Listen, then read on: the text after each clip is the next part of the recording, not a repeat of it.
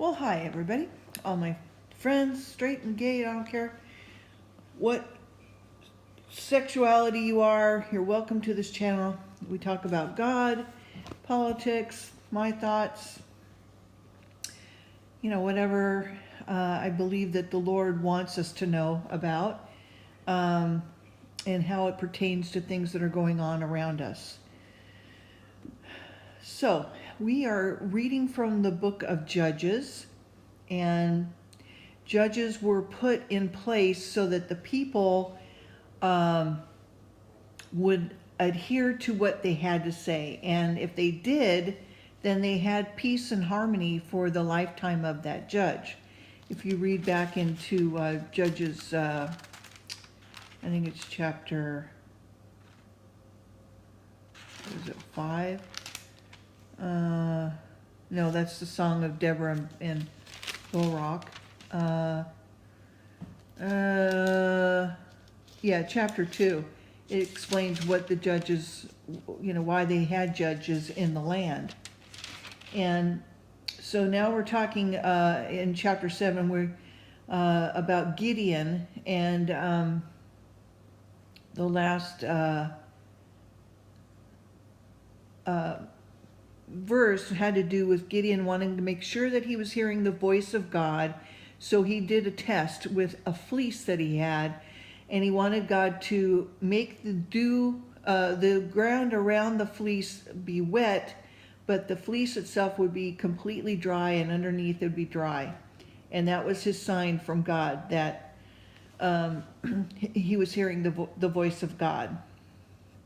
So this is chapter 7. This is Gideon's army, and he's encouraged by the dream and the interpretation of the barley cake. I don't have my right glasses on. I left my glasses at work. I'm sorry. Stratham against Midian. Oh, his strategy, against Midian. Oreb and Zeb taken. I'm not sure who they are, but okay, so let's go on.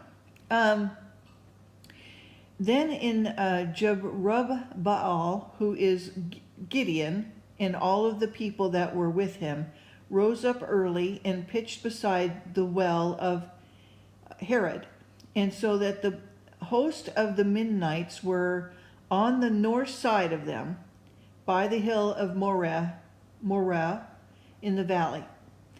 And the Lord said unto Gideon, the people that are with thee are too many for me to give the Medianites into their hands, lest Israel vaunt themselves against me, saying, my own hand hath saved me.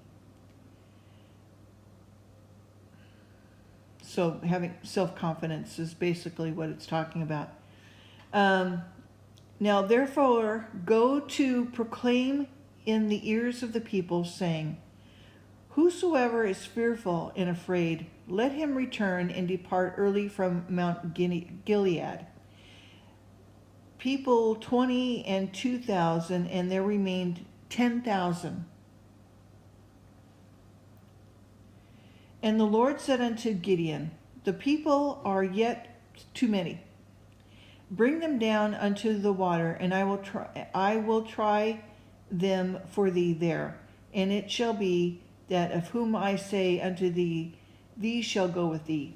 So there was a test for them, of spirit, their life was going to be tested.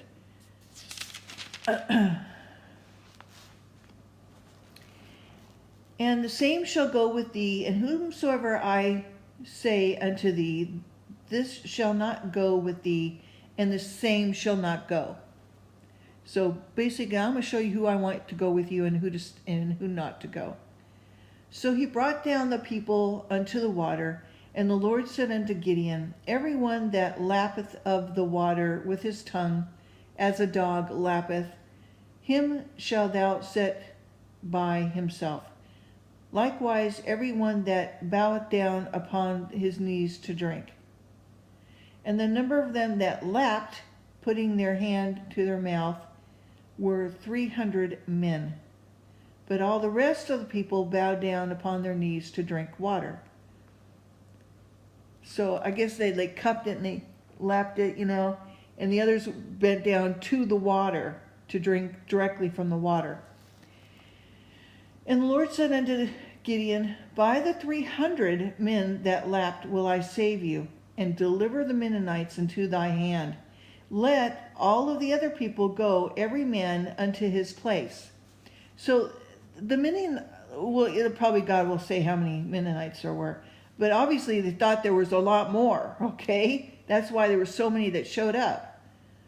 All right, so the people took victuals, trumpets in their hand, and their trumpets. And he sent them all the rest of Israel, every man unto his tent, and retained those 300 men. And the host of Midian was beneath him in the valley. And it came to pass that the same night that the Lord said unto him, arise, get thee down to the host, for I have delivered it unto thy hand.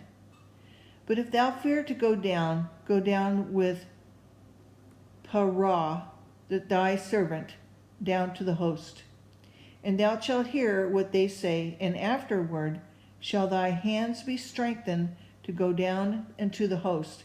Then he went down with Parah, his servant, into the outside of the armed men that were in the host.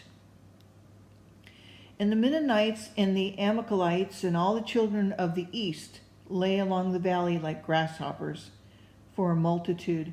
So there was thousands. And their camels were without number. They couldn't count. There's so many. And the sands by the sea side for a multitude. So this is going to be for God's glory. Okay? This is only 300. All right?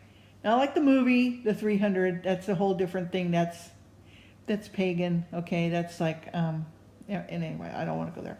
Okay. So 300. And then Gideon was come.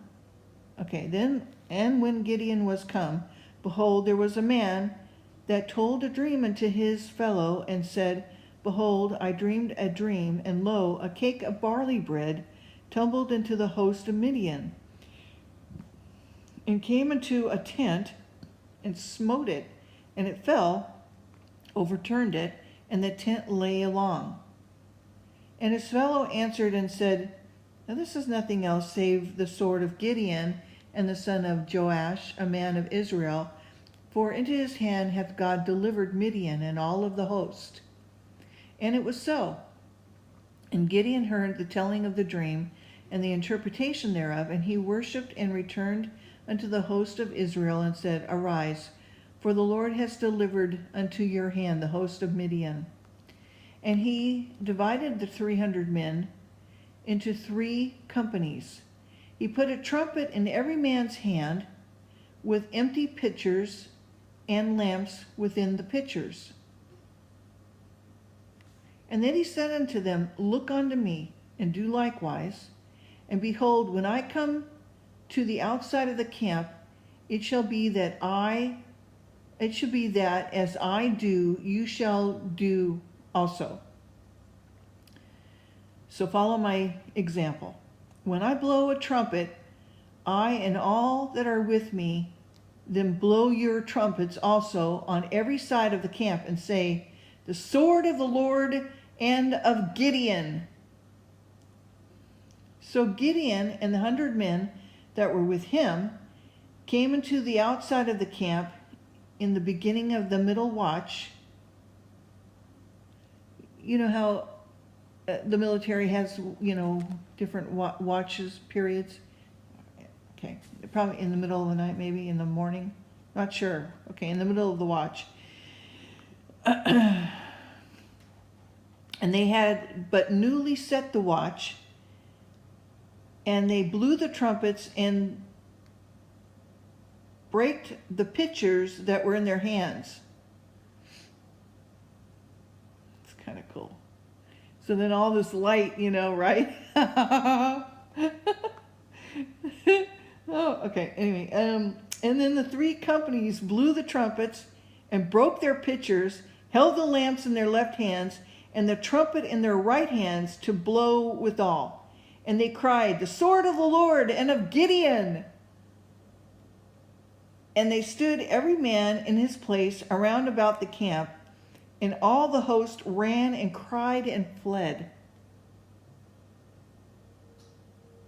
And the 300 blew the trumpets, and the Lord set every man's sword against his fellow, even throughout all the hosts. And the hosts fled Bethshittah in Zer-Arath, and to the border of Abel Meholah unto Tabbath. And the men of Israel gathered themselves together out of Naphtali, and out of Asher, and out of Manasseh, and pursued after the Medianites. And Gideon sent messengers throughout all Mount Ephraim, and saying, "Come down against the Medianites, and take before them the waters unto Beth Barah and Jordan." And then all of the men of Ephraim, gathered themselves together and took the waters unto Beth Barah and Jordan. And they took 2 princes of the Medianites, Oreb and Zeb, and they slew Oreb up on the rock of Oreb, and Zeb they slew at the winepress of Zeb, and pursued Midian, and brought the heads of Oreb, Zeb to Gideon on the other side of Jordan. Well, let's stop there, because that's one heck of a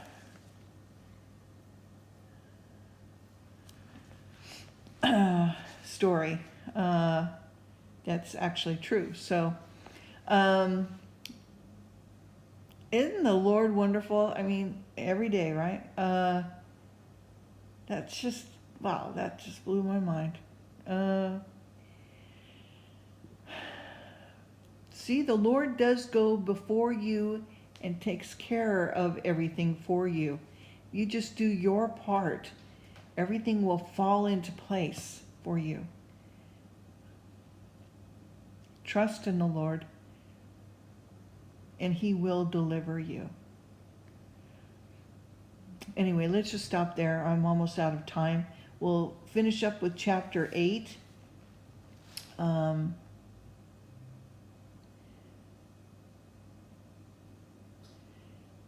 This also talks about how Midian will be totally subdued. Talks about Gideon and idolatry and ingratitude. So we just must keep the Lord first and foremost, and never worship false idols and false gods. All right, take care. Until then, bye.